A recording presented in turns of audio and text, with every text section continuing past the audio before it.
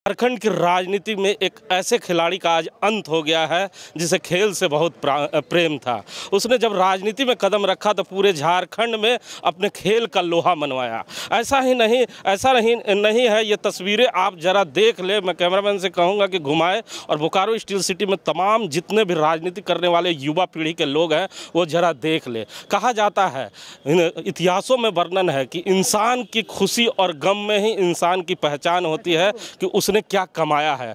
जी हाँ, इस समय हम लोग पूर्व मंत्री समरेश सिंह के आवास के ठीक नीचे खड़े हैं, जहां उनका सुबह करीबन 6 साढ़े 6 बजे देहांत हो गया है। और जैसे ही इस खबर का प्रसारण हम लोगों ने किया, उसके बाद बोकारो स्टील सिटी के उनके चाहने वाले लोगों का हुजूम लगना शुरू हो गया है। आप चारों तरफ देख रहे हैं, खचाखच भरी हुई है।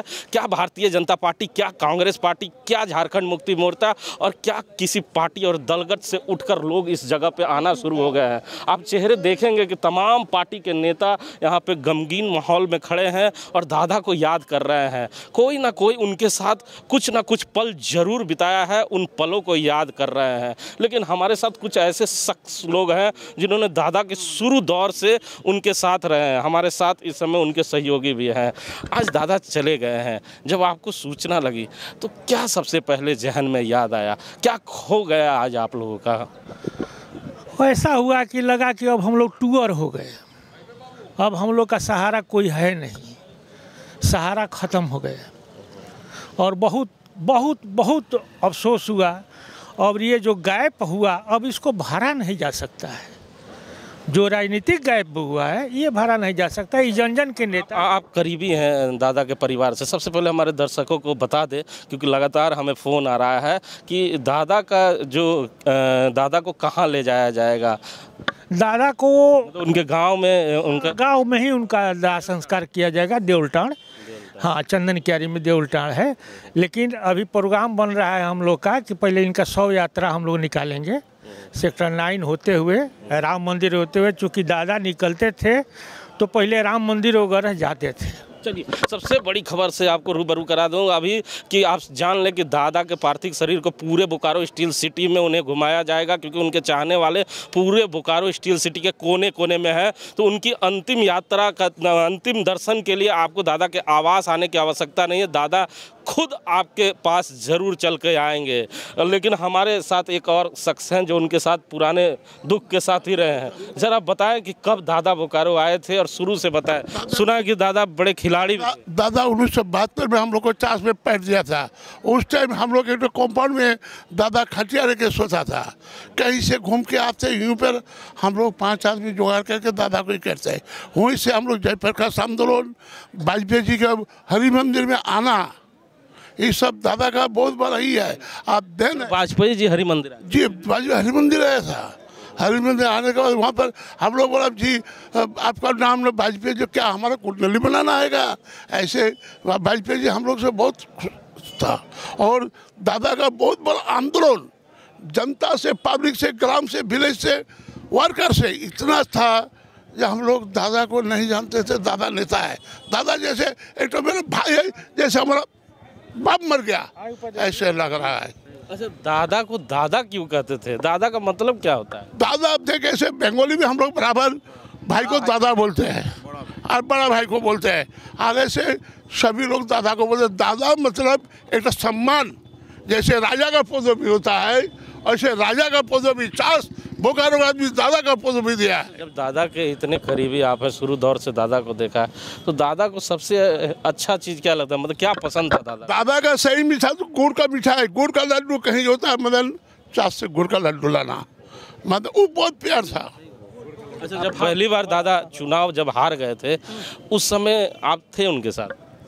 हम दादा के सर पे 72 से लगा था। दादा को दिल नहीं फटा, लेकिन हम लोग को दिल फटा है। दादा ऐसे भी चुनाव में हारा और कोई माँ बहन का शादी ये ध्यान था उस टाइम करीब पैसा देके किया है, लेकिन दादा का दिल नहीं घबराया। लेकिन हम लोग को दिल रोते रोते दादा क्या कर रहा है सब। अच्छा, जब पहली बार दादा चुनाव जीते थे तो आप लोग कितना खुश हुए थे और क्या किया था जिससे आज भी वो याद? हम लोग का राष्ट्रीय का देन है, कमलपुर राष्ट्रीय का देन है। निर्दलीय में जब बोकारो में पहली बार चुनाव जीते थे, उसके बाद उस समय आप थे? हाँ था। आप कब? 72 में जीते, 72 से था, आज 70 में 77 में जीता है कमलपुर, 272 में 74 जीता है, 200 रिकॉर्ड, जिसमें एक तो बहुत बड़ा हस्ती था इमामुल हक खान, लेकिन उसको पटक के हम लोग 275 वोट से जीता विजयी। उसमें से पूरा हमारा नहीं बोलेगा और नहीं बोलना चाहिए। देखिए, सुना आपने, ये काफ़ी पुराने लोग हैं, लेकिन मैं बताऊं कि दादा एक ट्रेनिंग सेंटर भी थे। कहा जाता है कि बोकारो स्टील सिटी में जितने भी नेता आज नेता अपने आप को कह रहे हैं, वो दादा के ट्रेनिंग सेंटर में ही कोचिंग लिया करते थे और यहाँ से सीख के जाने के बाद ही उन्होंने राजनीति में कदम रखा था। हमारे साथ इस समय उपाध्याय जी हैं जो दादा के छाया बनकर चास में रहा करते थे। कितना आज दुखित हैं कि आपके सहयोगी आज आपको छोड़ के चले गए? मैं ही नहीं, पूरे चास के लोग, पूरे बोकारो के लिए काफ़ी दुखी हैं, हृदय से दुखी हैं और अपना दुख को बखान नहीं कर पा रहे हैं। और एक सितारा इस बोकारो से हम लोग को छोड़ के विदा हो गया और इस सितारा की क्षतिपूर्ति कभी नहीं किया जा सकता है। और लोगों को ये बताया कि सबसे अनोखा पल जो दादा के साथ आपने बिताया है, जो आपको सबसे अच्छा लगा हो कि दादा के इस डिसीजन के बाद आप काफ़ी खुश हो हैं, एक ऐसा पल बताएं। नहीं, दादा का सबसे पहला कि जब मैं उस समय छात्र संघर्ष समिति में था और स्टूडेंट लीडर हुआ करता था और मैं माराफारी कैंपन में उस समय रहा करता था और उस वक्त दादा से चुनाव के पूर्व से ही जेपी स्टेशन से ही उनसे काफ़ी मतलब अंतरंग हो गया था। वो आया करते थे और उस वक्त दादा ने जब चुनाव लड़ने का डिसीजन लिया और उस वक्त इमामुल हक खान भी अपना लड़ रहे थे, लेकिन हम लोग छात्र संघर्ष समिति के लोग, चास के लोग, बोकारो के लोग, जब उन्होंने डिसीजन लिया तो वो हमारे लिए उनका चुनाव लड़ना उस समय का सबसे बेहतर क्षण था और आज हम लोग जान लगा के उनके लिए लड़े। आप पहली चुनाव जब दादा लड़ रहे थे साथ में थे? जी। अच्छा, दादा वो चुनाव हार गए थे? नहीं, पहला जो चुनाव जीते थे 77 वाला, मतलब हारे थे पहला चुनाव जो जनसंघ से जब लड़ रहे थे तब। हाँ। तो जब वो पहली चुनाव हारे थे बाघमारा विधानसभा से, तो उस समय आप साथ में थे? नहीं, उस वक्त नहीं था। जब जेपी स्टेशन आया उस वक्त से मैं उनके साथ में था। जेपी बाघमारा से जब चुनाव लड़े थे दादा तो साथ में थे? नहीं, बाघमारा से नहीं, दादा का चास में अड्डा था जधारी मोड़ में। अच्छा, बाघमारा से जब दादा चुनाव लड़ रहे थे ना। तो बहुत शुरुआती दौर से दादा ने संघर्ष किया है। आप सोच ले कि जब इतने पुराने लोग भी दादा के पहले साथी नहीं रह पाए होंगे तो वो पहला शख्स कौन होगा जो चास में दादा को राजनीति करते देखा होगा। अब इसी से आप अंदाज़ा लगा सकते हैं कि दादा कितने पुराने खिलाड़ी थे। आज दादा चले गए हैं, दादा की वो कौन सी यादें आज आपको कसक कर रही है? उनके जैसे नेता न हुआ था झारखंड में, न होगा। आज हम लोग की उनका कमी पूरा करने वाला शायद। दादा की कौन सी यादें आज आपको? उनका जो राजनीतिक जो ये था, गरीबों का, यहाँ के मसीहा थे, गरीबों को दान पत्र कोई भी उनके यहाँ से लौट के नहीं जाता था। हम लोग को बराबर बोलते थे, दानी थे। बीजीएच का कोई भी काम, कहीं भी काम अगर नहीं भी रहते तो हमको सिद्धार्थ भैया को बोलते थे कि जाके जाओ और जाके मदद करो। उनकी मदद करने का दादा का एक अलग अंदाज हुआ करता था। हमारे साथ एक शख्स और है। आज दादा को कैसे याद करेंगे आप? दादा को तो याद मैं अपना ज़िंदगी भर करते रहूँगा। आज दादा हम लोग को छोड़ के चले गए। एक बड़े भैया, एक गार्जियन स्वरूप थे, चास बोकारो को सींचने वाले, और आज जो भी अपने को नेता बोलते हैं ये दादा का ही सारा पैदा किया हुआ है।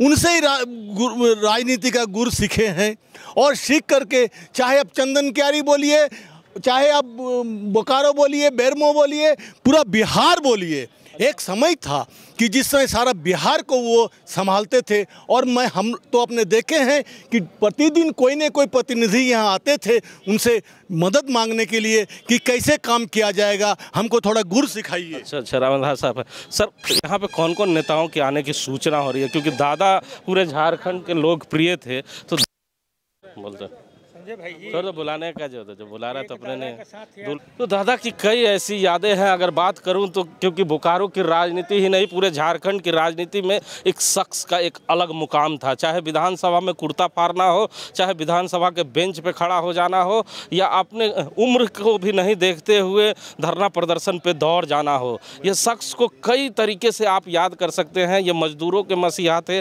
नेताओं के मसीहा थे। ठीक कहा लोगों ने कि ये यहाँ पर जितने भी बोकारो स्टील सिटी में नेता हैं या झारखंड में नेता हैं, कई ऐसे नेता हैं जो इनके शिष्य रहे हैं, जो आज के डेट में विधायक हैं, मंत्री हैं। इसलिए अनुमान जताया जा रहा है कि दादा के पार्थिव शरीर और जो यात्रा निकलेगी उसमें कई नेताओं के शामिल होने की अनुमान जताई जा रही है। अभी चंदन क्यारी के पूर्व विधायक और कई विधायक यहाँ पर आने की सिलसिला शुरू हो चुका है। दादा को अंतिम दर्शन कर रहे हैं। दादा के पुत्रों में अभी बातचीत चल रही है कि आखिर दादा को कहाँ ले जाया जाए, क्योंकि लगातार लोगों का प्रेशर है कि दादा के अंतिम यात्रा को पूरे बोकारो विधानसभा में घुमाया जाए। लेकिन हम आपको बताएं कि इस समय की बड़ी खबर जो आ रही है कि 2 बजे दादा के पार्थिव शरीर को निकाला जाएगा। कल सेकंड जो लैंग्वेज